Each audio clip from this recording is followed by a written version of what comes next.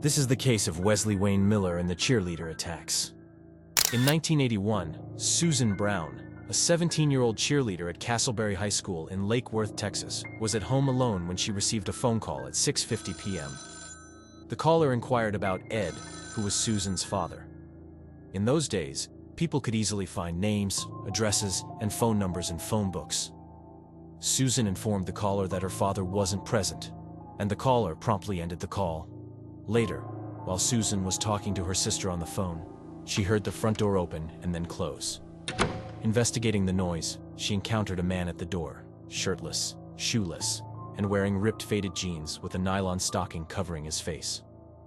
Terrified, Susan let out a blood-curdling scream. The guy ran towards and hit her so hard in the face that she fell to the ground. Next, he started ripping her cheerleader outfit off her. Susan managed to escape and ran through her kitchen into the dining room. Before she made it to the dining room, he cut her off and knocked her down again. Then he dragged her into the living room and behind the couch. There, he pulled her underwear down, exposing the maxi pad she was wearing as a result of her being on her period. At this point, Susan, being a girl of faith, began praying out loud. She prayed, "Please God, protect me. Please God, don't let him make me pregnant. Please bring an angel and protect me." She repeated this while he tried to rape her. However, the man couldn't get an erection. As a result, he began rubbing her all over. Susan could tell this guy's penis was extremely small. Eventually, after repeated rubbing, he climaxed on top of her. Afterward, he told her to turn over and keep still as he walked out the door. After the man left, Susan ran and locked the door. She peeked out the front window and saw that the guy parked his car in front of a vacant lot down the street. She called the police.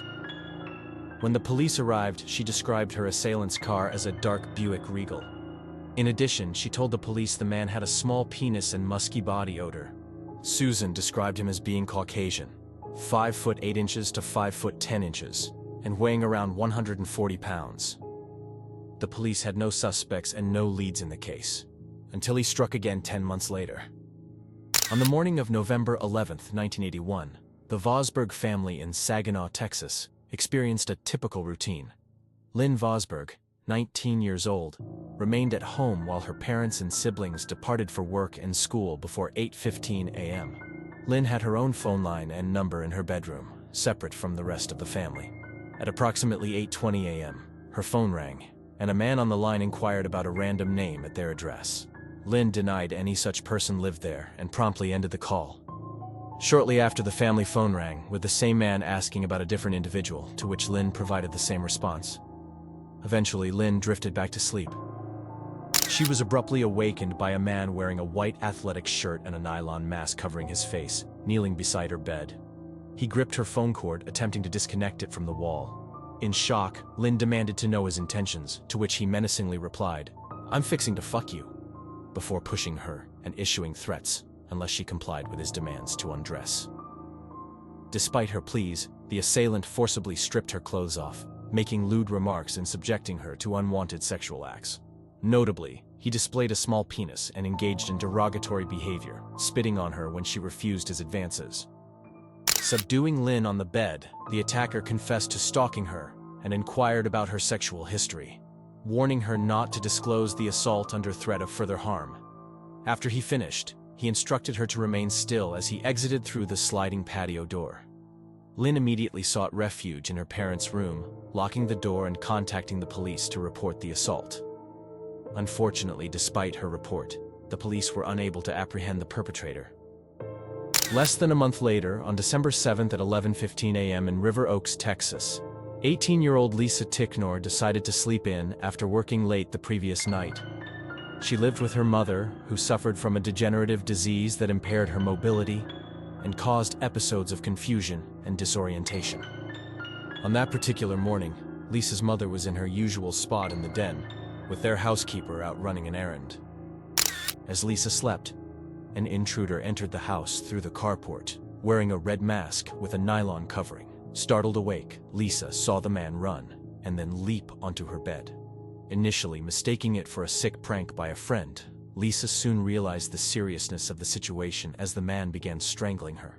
Subduing her, he forcibly exposed her breasts and underwear by opening her bathrobe.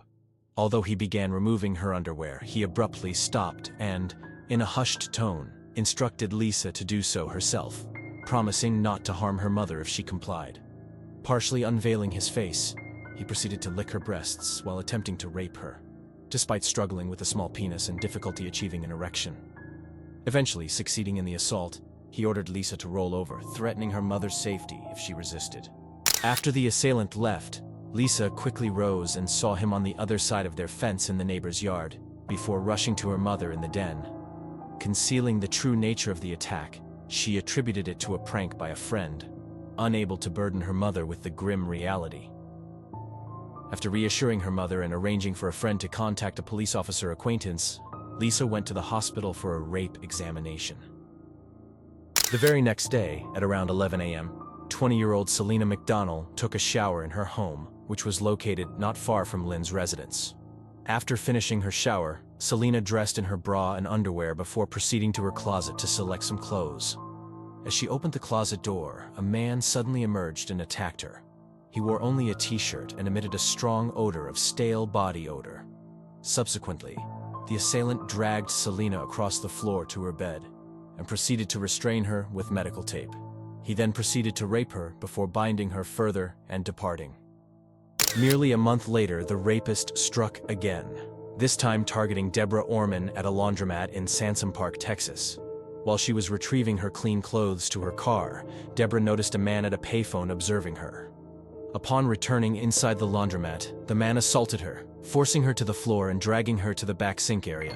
There, he forcibly removed her clothing and raped her, while assuring her safety if she remained compliant. Subsequently, he attempted to use a 20-inch stick and the cap of a bleach bottle in an unsuccessful attempt to further assault her. Eventually, he ordered her to lie face down until he departed. Despite the horrific nature of Lisa, Deborah, Selena, Lynn, and Susan's assaults, they were considered fortunate compared to other victims. 1 week after Deborah's assault, a young woman named Amy returned to her apartment around 6 p.m. and noticed the front door slightly ajar. Despite expecting her roommate, Retha Stratton, to be home, there were no lights on inside. Retha, a cheerleader at Castleberry High School, was nowhere to be found. Upon entering the apartment and switching on a light, Amy discovered blood splattered on the wall. Alarmed, she rushed to her sister's apartment next door for assistance. Together, they returned to Amy's apartment and observed blood streaks across the living room floor, leading into Retha's bedroom. Inside, they found Retha lying nude on her back with her legs spread, positioned at the entrance of her closet door. A knife remained lodged in her chest, and her underwear was stuffed in her mouth. Retha had sustained 38 stab wounds and cuts, including 4 directly to her heart and 11 to her neck. FBI profiler John Douglas was consulted to develop a profile for the perpetrator. He suspected that the assailant was unable to achieve an erection, and the use of the knife symbolized sexual penetration. Shortly after Retha's tragic murder, 18-year-old Wesley Miller, the captain of Castleberry High School's football team, visited his girlfriend's house and requested to use the bathroom. He appeared with blood on him, which he claimed was from being struck with a football. After cleaning up, he departed. Later that evening, upon learning of Retha's death, his girlfriend contacted the police. Authorities visited Wesley's residence and brought him in for questioning. Eventually, he admitted to going to Retha's house with the intention of engaging in sexual activity. Initially, he alleged that Retha initially consented, but then rebuffed him. In a fit of anger, he fatally stabbed her and concealed her body in the closet. Wesley Miller pleaded guilty to Retha Stratton's murder and received a 25-year prison sentence. Subsequently, he was civilly committed under the state's Sexually Violent Predator Program, ensuring his indefinite incarceration.